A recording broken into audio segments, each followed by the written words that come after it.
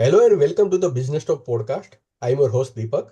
We are delighted to welcome Professor Patrick Regnér from the Stockholm School of Economics and Professor Ivar Padrón-Hernández from the Institute of Innovation Research, Hitotsubashi University, Japan. Both the faculty members will share their invaluable insights from their latest research on the topic Navigating the Complexity of Local Rules, Strategies for Multinational Firms. This engaging discussion promises to shed light on how multinational firms can effectively adapt and thrive in these diverse regulatory environments. Professor Patrick Regnér, Professor of Strategic Management and Director of the Center for Strategy and Competitiveness at the Stockholm School of Economics, holds a PhD from the same esteemed institution. His influential research has been featured in leading journals, including the Strategic Management Journal, Journal of International Business Studies, and Journal of Management Studies. In addition, Professor Regnér contributes to the academic community by serving on the editorial boards of the Journal of Management Studies, Organization Studies, and Strategic Organization. Professor Ivar Padrón-Hernández, Assistant Professor of Management at the Institute of Innovation Research, Hitotsubashi University, has earned multiple accolades for his research, including the 2020 Gregor McClelland Doctoral Dissertation Award. His dissertation was also a finalist for prestigious awards for the Academy of Management International Management Division, D. Moore McKim School of Business, Northeastern University, Dissertation Award, and ISPIM Innovation Management Dissertation Award. Professor Ivar earned his PhD in Business Administration from the Department of Marketing and Strategy at the Stockholm School of Economics.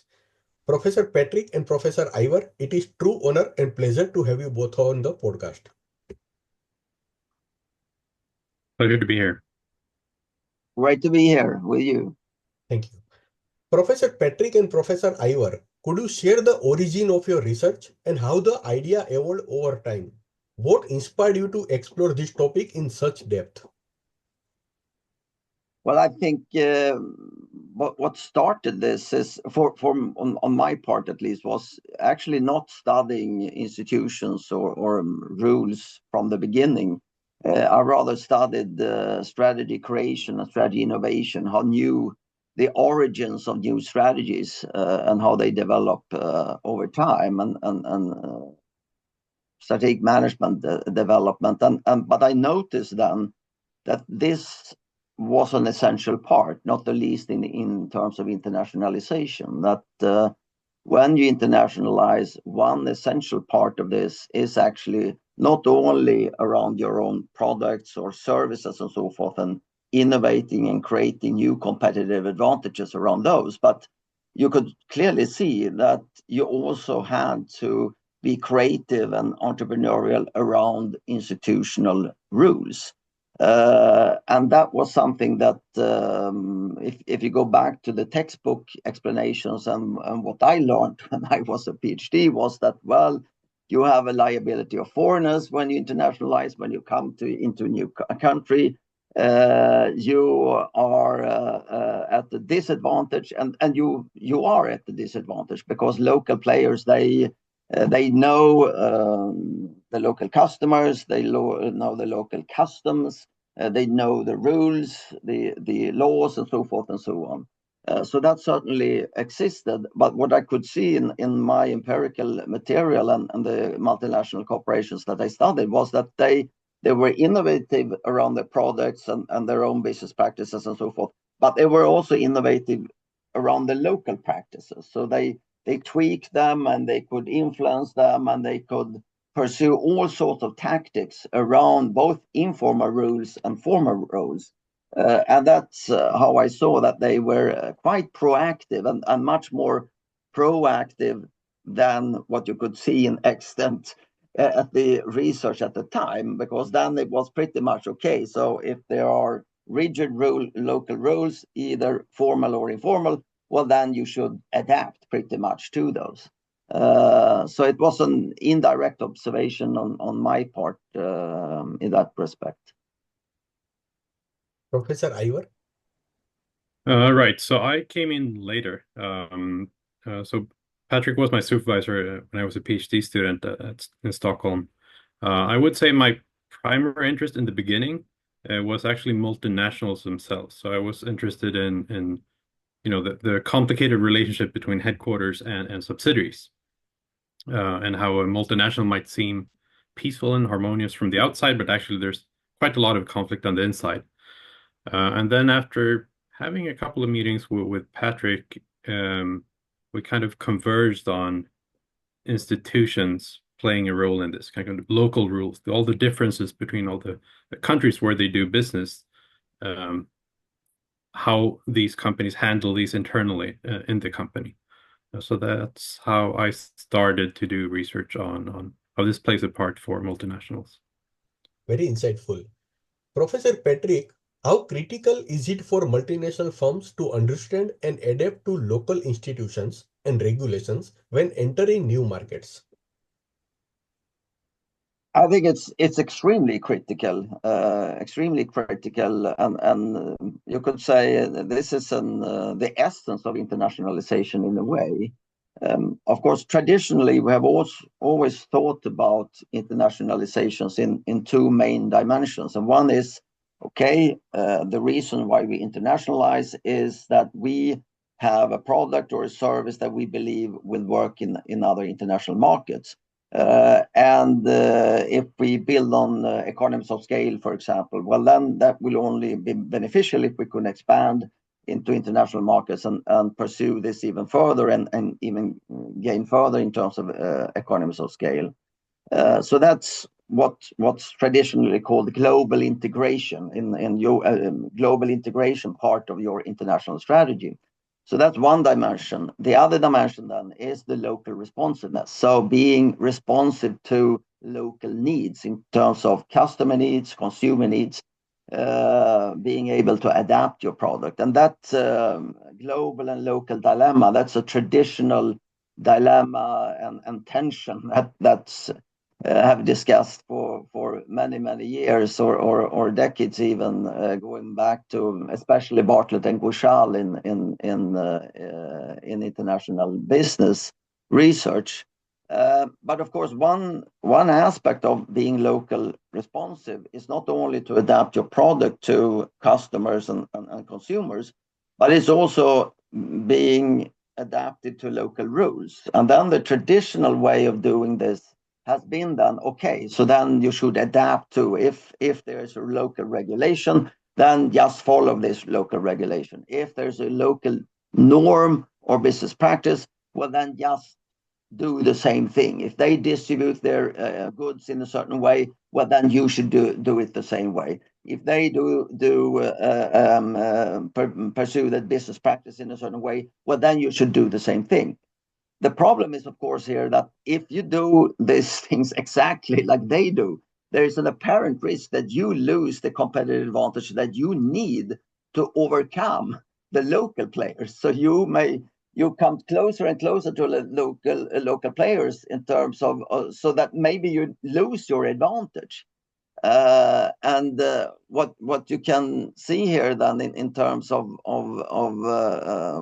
our view of this is that, well, it's not only about adapting to local consumers and customers. You also have to think about, okay, not only the adaptation to consumers and customers and adaptation to institutions or local rules, but also that you can do something more. You can actually also go around local rules, or you can innovate around local rules, or both informal and formal. You can influence them. So there are many more things that you can actually pursue in terms of strategizing against local rules than what has been traditionally focused on adapting to them. Professor Ivar, what are some of the most common challenges firms face in navigating both formal and informal local rules? Right. I would say one is the belief that adaptation is the only way to go. But Patrick already covered that. So the second more general challenge in all of this, I would say, is to even know what the rules are. So multinationals, they often have many subsidiaries in many different countries, and it's almost impossible, I think, for a headquarter executive to know about all the nuanced details. Could be, culture, norms, rules, all that, in the 10 or 100 countries where they do business. I think especially the informal rules, like customs, norms, beliefs, they are very hard to be aware of, because they're more often they're not even written down. You have to kind of be there and live there to understand them. So that's one main challenge, I would say, for multinationals. Professor Patrick, can you share examples of potential risk for multinational companies that fail to take local rules seriously? Yes, and I want to tie into what Ivar correctly described here. That I think the understanding the informal rules and what they are is absolutely essential. And often, I mean, one way is, of course, is interacting with local players and so forth, and local companies and suppliers and partners to get to know these rules. But one advantage actually that multinational have is that they come from outside and that they can see them. So it's, on the one hand, it's hard to see, but it may actually be multinational corporations coming from outside. They can see these, not the least informal rules, because the thing is with informal rules is that consists of norms, different types of business practices and so forth. That's like water for a fish. You swim around it, but you don't think about it. So a fish doesn't think about, oh, here, this is this norm and this is this norm and so forth. But someone that comes from outside may be able actually to determine that. But when it comes to risks, then is of course that you ignore those informal because you don't see them. It's so hard to see them, as Ivar says, so that you don't think about them at all, and also that you may ignore them. So you think, well, they do these things this way, and they have these formal rules, and we will do the same thing as we did at home. So that's basically ignoring liability of foreigners, because our positions are not at all that you should ignore it. There is a liability of foreigners. There will always be a liability of foreigners when you enter into a new country. You will be at disadvantage because local players will know everything around customers, customer needs, and institutions and rules and so forth. So totally ignoring that, well, that is likely often to not end well. But then the second risk is major risk is that you just take it for granted and say, okay, so then we just adapt. And then that ties into what I said before, that if you just adapt, then the advantage that you have from the beginning may shrink, because then you're doing pretty much the same thing as the local players. So your basic competitive advantage may be lost. Professor, so that would be a couple of those risks. Yeah. Professor Ivar, how can top executives strike a balance between maintaining global strategies and respecting local customs and practices? Okay, so you're asking about how top executives can strike this balance, but I think key here is for executives at headquarters not to do this on their own. Correct. So they should include subsidiary managers in the foreign subsidiaries, because these know more about the local rules, right? And they would also be affected if there are many conflicts between the global strategy and these local rules.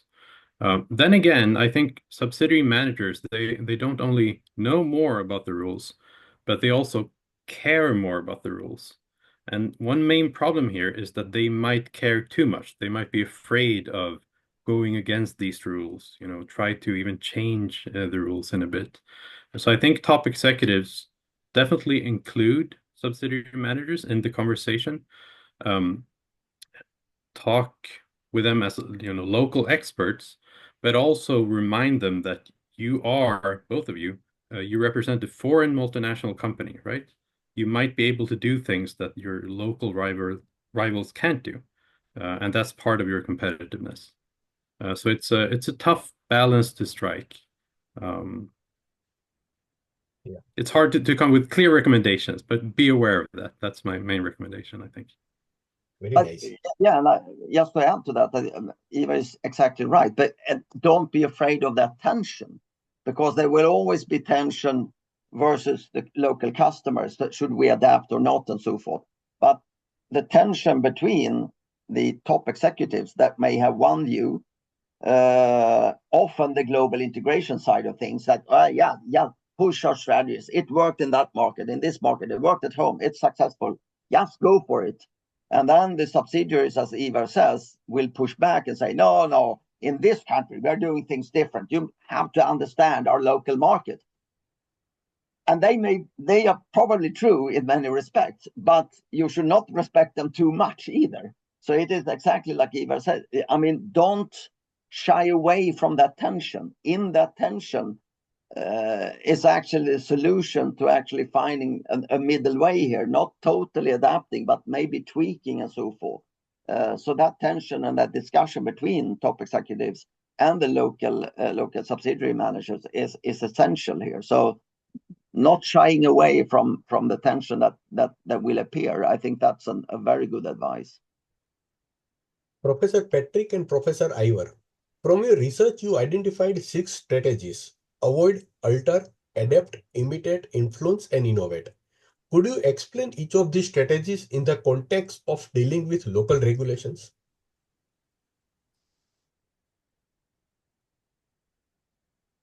Yeah, I think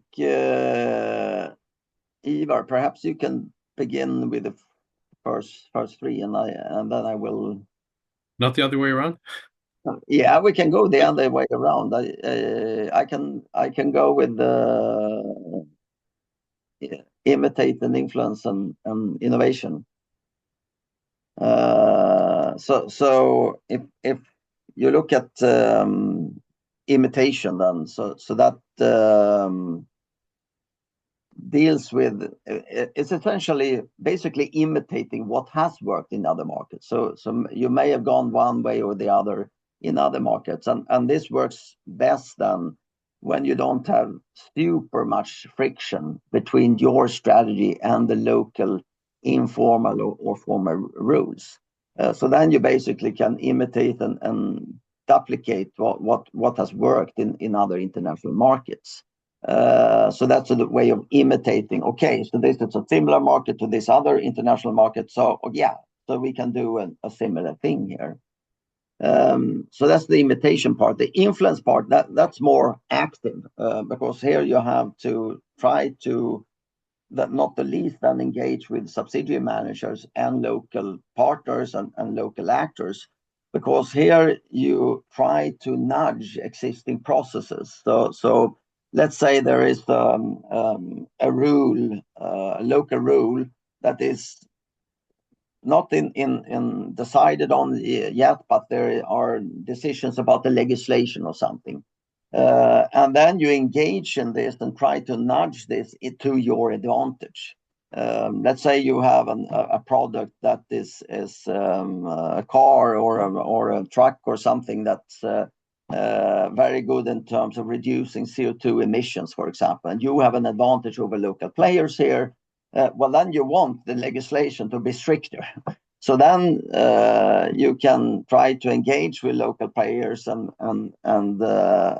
partners and legislators and so forth, and try to engage in a discussion, not necessarily lobbying, but showing an interest in all these different parties and trying to tweak back and forth and being understanding for, of course, what they want to pursue, but trying to nudge different actors. And this takes a lot of work to do this. I mean, it's a lot of work in different respects and may take years, in fact, to pursue. But it can be extremely beneficial if you are successful with this.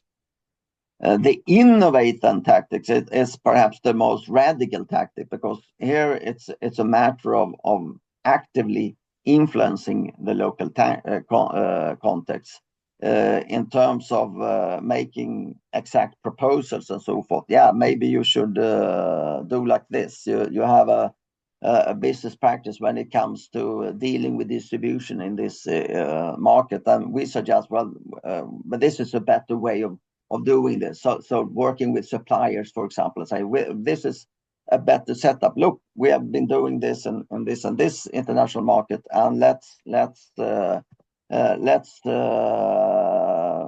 pursue this particular strategy. And then, of course, it's necessary for you to prove that it's beneficial for them, that it has worked before, and so forth. So that's more of an innovating more fundamentally around the local practice or local role. And this goes both for informal ones and formal rules.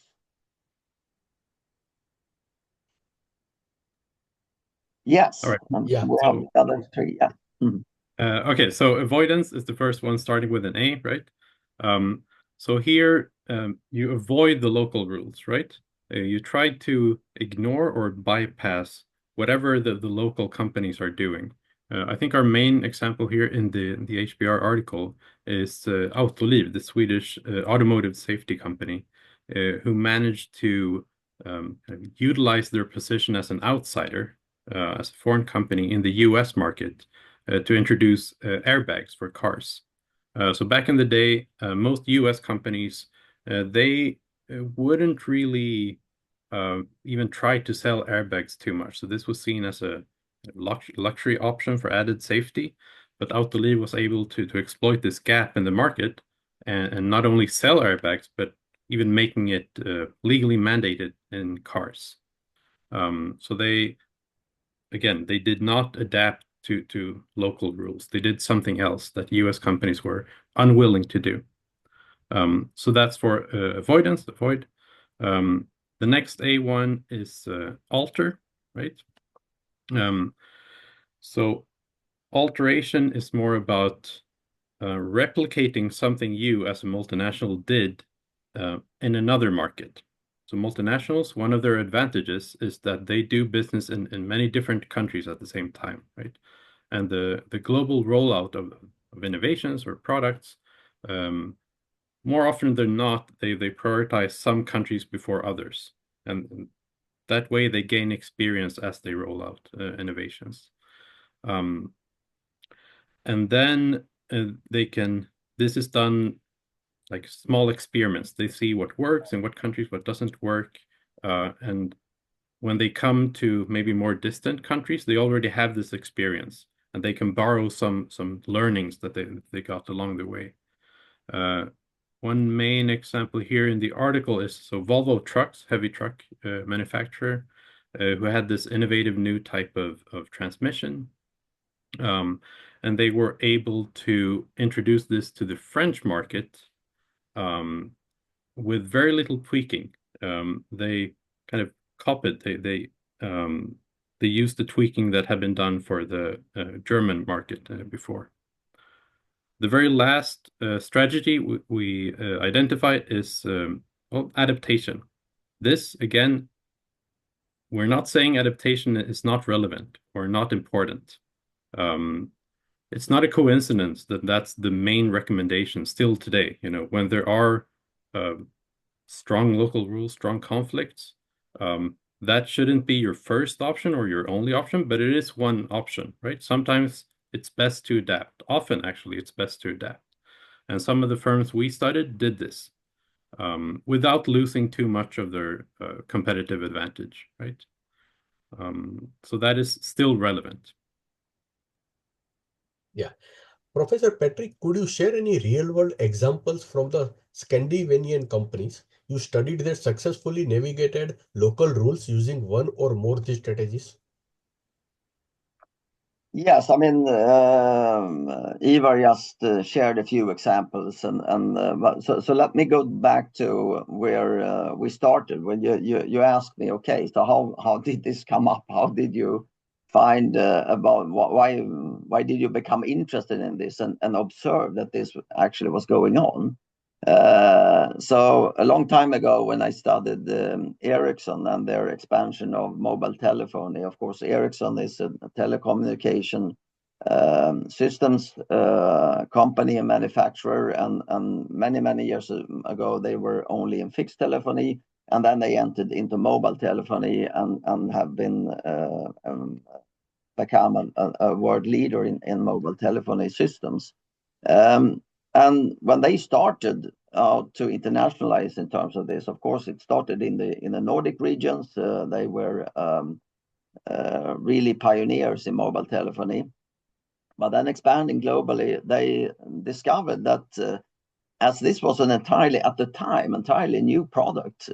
Mobile today, it's, we take it all for granted, but at that time, it was an entirely new product and system. So they discovered that there were no practices or norms or rules around this.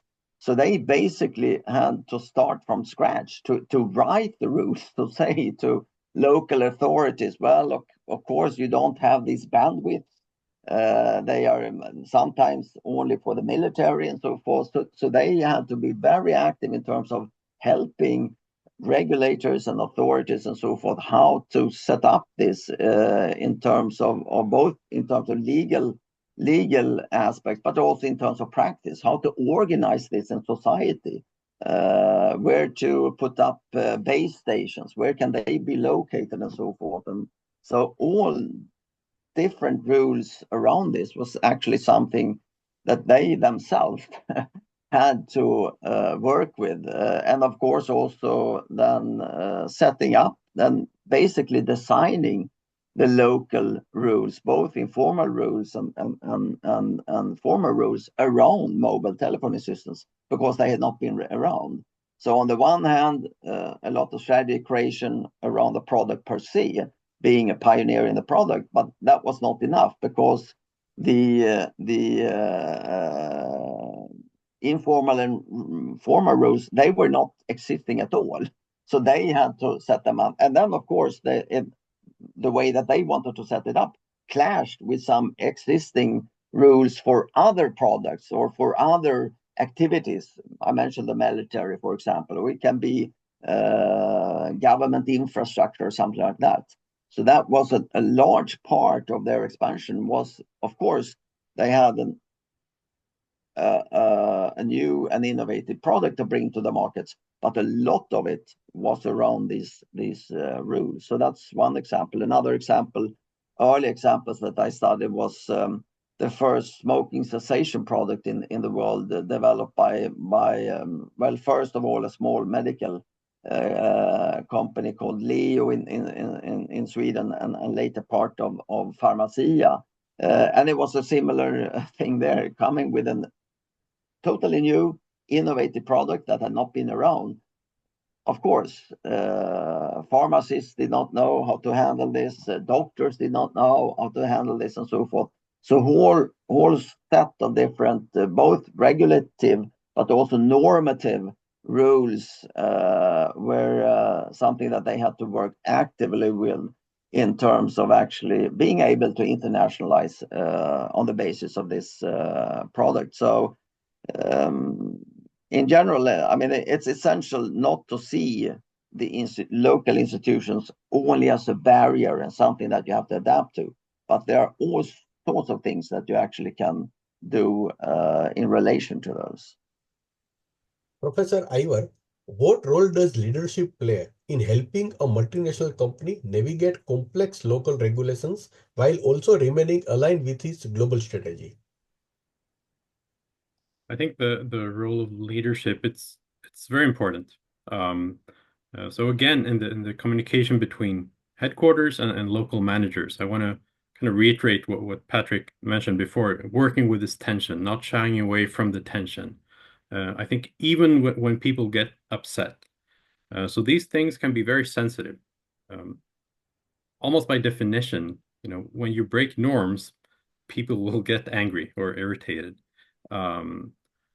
You might start with very different approaches, headquarter top executives wanting to roll out a standardized global strategy, local managers wanting to be similar to their local rivals. But this is, we think, one of the main strengths even of multinationals, that they have both arguments under the same roof. as long as these two communicate with each other. Could be heated debates, but still, I think that's important for leaders to step in and kind of create the frameworks for good communication. So eventually they can find a nice middle way. One of these strategies we identify. Professor Patrick and Professor Ivar, my last question. What emerging trends or shift in regulation should firms be prepared for as they expand into new regions?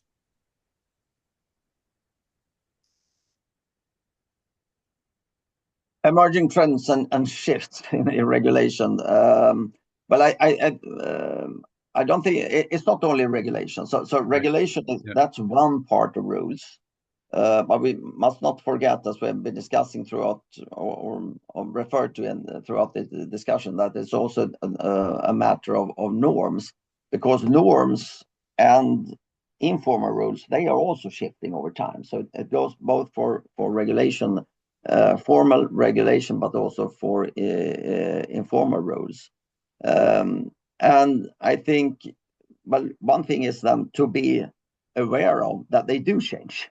So that there are changes going on both on the informal and formal side, and be aware of that. Okay, so perhaps they are pursuing one of our tactics, but that may have worked when they entered the country, but it may be that they have to shift to another tactic if there are changes in norms or informal or formal rules. So that's an important part. And what we are also saying, which is important to and perhaps not come through throughout the discussion here, is that of course one and singular multinational corporation can use several of these different tactics at the same time, and also that they're using different tactics for different international markets. So they may, for the same product or the same service that they're internationalizing, they may pursue one tactic in one country and another tactic in another country. And of course, they may also combine them. And they are not always, I mean, in the article, in the HBR article, of course, we emphasize these 6 different tactics, but often they are can also be overlapping here. So I think that's important. But in general, to learn about the rules, learn about the formal rules, but also learn about the informal rules that Ivar referred to before. And it doesn't take, I mean, as we said, in informal rules, you have to engage with your subsidiary managers and local players and so forth. But it's surprisingly often that you see corporations internationalizing, and that they haven't even, done the first step in this and trying to just consult someone in the local market to find out what is the formal rules even, not to talk about the informal rules. So I think it's just to start there. I mean, often the focus is, and that's what we emphasize in this article and also in our research, is that it's not only the product per se, an adaptation for the product and service per se, but it's the rules, the informal and formal rules around this, that you also have to study. Often firms, they do all sorts of market research, they test their products, they do all those things targeted only at the consumers and customers. But then they forget about, okay, so this product and service should be distributed, we should have local suppliers, we should deal with authorities, and so forth and so on. And when they do that, then they encounter all these different informal and formal rules. So don't ignore it. I mean, do the market research. Certainly, that's an essential part, but also do the institutional research, to research on local institutions, both informal and formal. That's something that I think, and make sure that is actually part of their strategy toolbox. There are many parts in the strategy toolbox, but this is something that has largely been ignored historically, but it is an essential part. Professor Ivar, your views? I agree with everything Patrick just said. Maybe just to add, I want to just say again that rules always exist. So even for very new types of products or services, like, I don't know, ride sharing or AI, even if the legal framework in many places is still being developed, there are rules about what's okay to do, what's not okay to do, how to conduct your business. And this will be different in different places. So I think even for very new types of products, there will be rules that you should be at least aware of. You can manage them in different ways. You can kind of use different strategies, but being aware of it always helps, I would say. And then regulations, sure. Regulations are always being created and updated, but don't be too preoccupied with only with regulations. Thank you, And if I Professor. may add, yes, I think it's important to be aware of these. First, to find out about them and be aware of them, as Ivar says, but also that you should be entrepreneurial and creative around them. Not only being entrepreneurial and creative around your products and your services, but also around these rules. I mean, I think that's one essential message that we have in this HBR article. Thank you, Professor Patrick and Professor Ivar, for joining us in this episode. We sincerely appreciate your time and the valuable insight you share with our audience. To our listeners, we hope you find this discussion and enlightening as we did. Stay tuned for next episode. We will delve into more fascinating topics. Thank you once again, Professor Patrick and Professor Ivar. Thank you very much for having us. Thank you. Thank you.